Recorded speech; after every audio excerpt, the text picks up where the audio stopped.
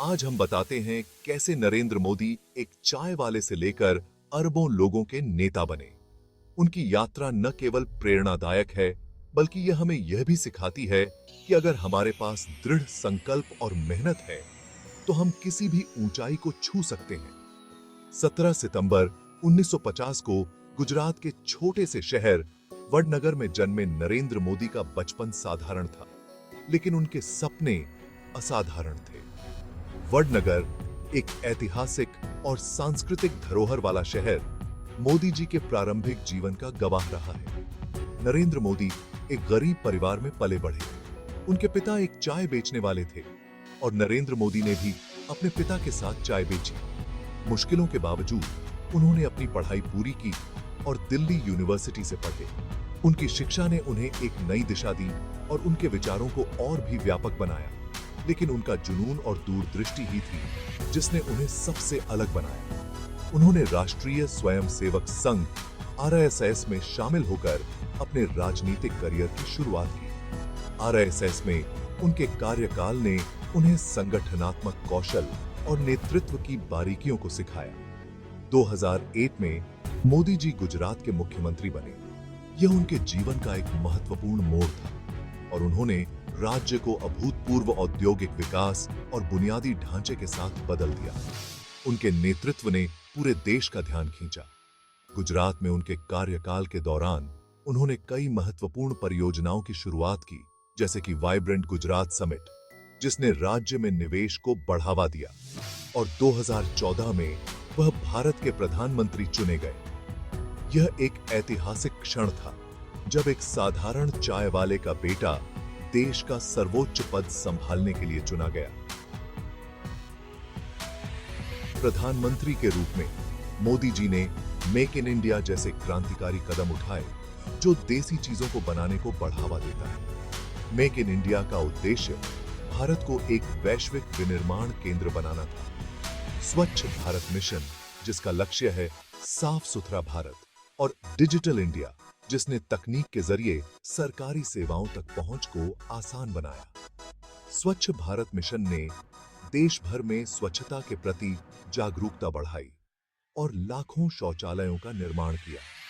Digital India ने देश को डिजिटल रूप से सशक्त बनाने का प्रयास किया, जिससे ग्रामीण और शहरी क्षेत्रों के बीच की डिजिटल खाई को पाटा जा सके।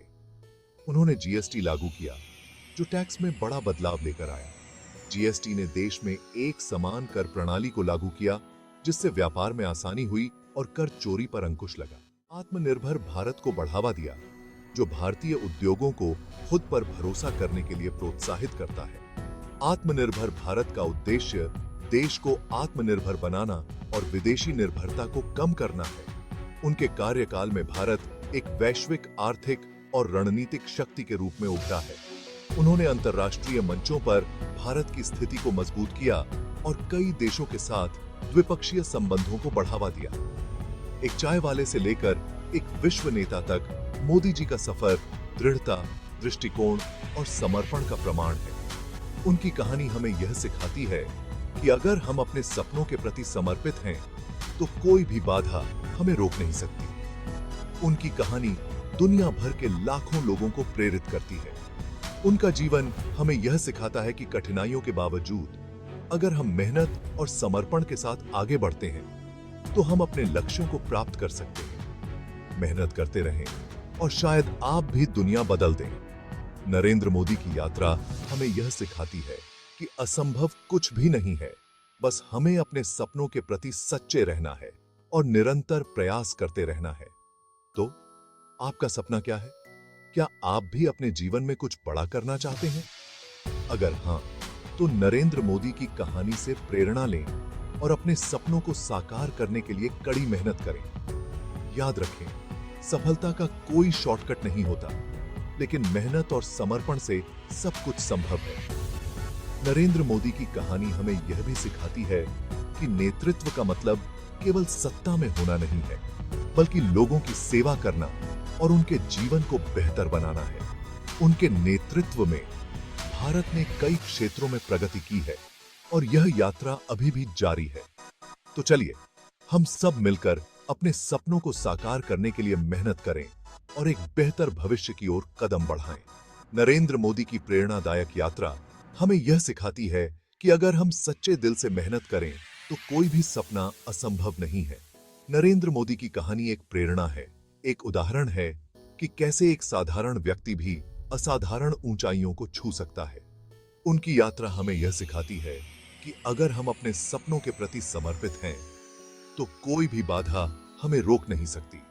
मेहनत करते रहें और शायद आप भी दुनिया बदल दें।